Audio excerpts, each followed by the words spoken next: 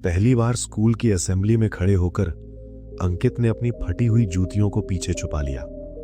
कानपुर की तंग गली में रहने वाला अंकित पढ़ाई में अव्वल था, पर गरीबी उसकी सबसे बड़ी दुश्मन थी। क्लास में सब उसे स्कॉलर कहते थे, मगर उसे डर रहता कि कोई उसके घर की सच्चाई न देख ले। पिता रामलाल दिन में दिहाड़ी मजदूर और शाम को थके हुए आदमी लगते थे, कम बोलने वाले, कठोर, जैसे बेटे की पढ़ाई से उन्हें कोई मतलब ही ना हो। एक दिन फीस जमा करने की आखिरी तारीख आ गई। शिक्षक ने चेतावनी दी, कल तक फीस नहीं भरी तो नाम काट दिया जाएगा। अंकित ने झूठ बोला, पापा शहर से बाहर हैं। वो घर लौटते हुए दोस्तों से दूर दूर चलने लगा ताकि कोई उसके मोहल्ले की गलियों में ना झांके। घर पहुंचते ही उसने देखा मां चूल्हे पर पतली दाल उबाल रही थी। फीस भरनी है, उसने धीमे से कहा। मां ने नजरें झुका ली, तेरे पापा कोशिश कर रहे हैं। रात को उसने पिता को मां पर झल्लाते सुना, हर बार आखिरी दिन क्यों बताती हो? अंकित का दिल सख्त हो गया, उन्हें परवाह ही नहीं। अगले दिन स्कूल पहुंचा तो क्लर्क ने उसे रोक लिया, तुम्हारी फीस जमा हो गई है। अंकित चौंक गया, किसने भरी? किसी ने नाम नहीं बताया।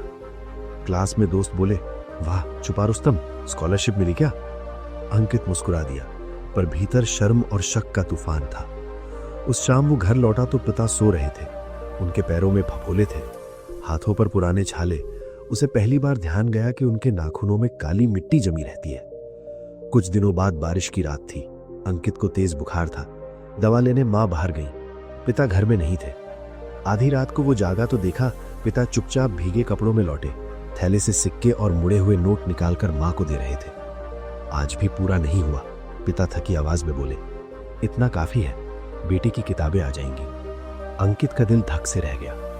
अगली सुबह वो पिता के पीछे पीछे निकल पड़ा।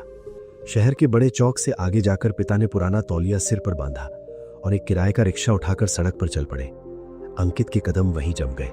दोपहर तक वो छुपकर देखता रहा। पिता मुस्कुराकर सवारी बुलाते, भारी बोझ खींचते, पसीना पोंछते और हर बार किराया लेते समय निगाहें झुका लेते। उसे याद आया कि क्लास में उसने कहा था कि उसके पिता ठेकेदार हैं। शाम को रिक्शा स्टैंड पर एक बूढ़े चालक ने कहा, रामलाल, पढ़ने वाला लड़का है तेरा, इसलिए रात तक चलाता है तू। पिता बस मुस्कुराए। अंकित की आंखें भर आईं। उस रात घर लौटकर उसने पहली बार पिता के पास बैठकर खाना खाया। आज काम कैसा था? उसने धीमे से पूछा। पिता ने चौंक कर उसे देखा, फिर बोले, ठीक था। उनकी आवाज में अनकही थकान और छुपा हुआ गर्व था। अगले दिन स्कूल में दोस्त हंस रहे थे, चल ना, नए जूते लेने चलेंगे। अंकित ने अपनी पुरानी चप्पलों की ओर देखा और पहली बार उन्हें छुपाया नहीं। शाम को रिक्शा स्टैंड पहुंचा। पिता ने उसे देखकर घबराकर कहा, तू यहां क्यों आया?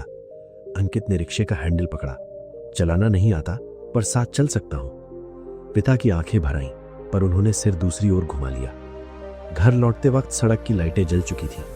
रिक्शे की घंटी की धीमी आवाज में एक रिश्ता फिर से जम ले रहा था।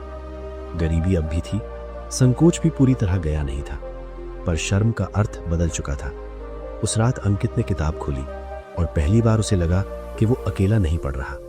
दूर कमरे में पिता खांस रहे थे और मां चुपचाप उनके पैरों पर तेल मल रही थी। बाहर गली में अंधेरा था, पर घर के भीतर एक धीमी रोशनी चल उठी थी।